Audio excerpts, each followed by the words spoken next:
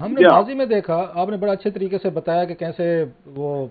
जजेस साहबान को डिवाइड करके गए हैं। उमर साहब बंदयाल साहब, नो डाउट कि वो तीन या जजेस के साथ थे, उनमें दो के साथ थे, उन्होंने पूरी अपनी टेन्योर गुजारी और वाजह था बहुत सारी जजमेंट्स में उन्होंने अपने अपने नोट्स भी लिखे, जजेस ने ओपनली नोट्स लिखे कि जनाब आपकी पॉलिसीज, आपके फैसले ठीक है, फेयर इनफ। लेकिन काजी साहब जो हैं, विद ऑल ड्यू रिस्पेक्ट, तो माजी में हमने देखा इनके भी अपने फेलो जजेस के साथ रिलेशनशिप जो है थोड़ी सी ट्रबल रही है। जस्टिस खोसा साहब के साथ रही है, साकिब निसार साहब के साथ रही है, उमर अता बंदयाल साहब के साथ रही है। हाल हिटिंग से बंदे समझे जाते। डू यू थिंक कि वो अब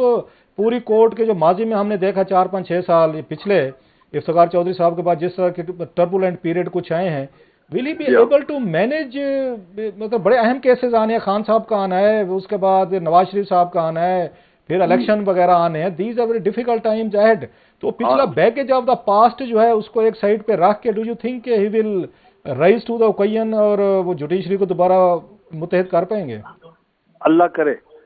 हमारी सबकी दुआ है कलासा साहब, मुल्क की बेहतरी के लिए, एक इदारे की इज्जत के लिए। अल्लाह करे उनको जो ये साल सवा साल मिला है इसके अंदर वो कामयाब हों, और ये जो चीज़ें पीछे माजी में जो चीज़ होती रही है इसको अब्रिज करने के लिए लोगों को एक अपने असूल पसंदी के साथ अपने वकार को अबव द बोर्ड रखने से इनको अपने सुप्रीम कोर्ट की इज्जत का और बहाल करना चाहिए, और अल्लाह करेगा वो अल्लाह करे वो कामयाब हो। मैं तो सिर्फ एक खदशा पेश कर रहा हूँ कि हो सकता है कि हमने जितनी जगह भी लोगों को देखा, हमने जो देखा जनाब आप अयूब खान साहब थे, ये हमें बड़ी उम्मीद थी कि आएंगे वो ये कर देंगे, वो आधा मुल्क उन्होंने ख़त्म करा दिया। हमने ज़ियाउल हक साहब का समझा कि जी वो उन्होंने कुछ करेंगे, वो जनाब उनके साथ कुछ अरसा दीनी जमातें और सारे इकट्ठे होकर काम करते रहे, फिर एंड में पता लगा जी वो भी खराब कर गए। मुशर्रफ साहब का एक बड़ा ज़बरदस्त बयानिया था कि इंसाफ होगा, और लोगों के साथ जो ये नैब बना था उनकी वसासत से बना था, और वो नैब की कारकर्दगी में आहिस्ता आहिस्ता जो बतजरीद एक कमजोरी होती गई, वो फिर बाकी जगहों पर अब तक वो नुकसान होता रहा है। अब भी लोग कहते हैं कि नैब भी एक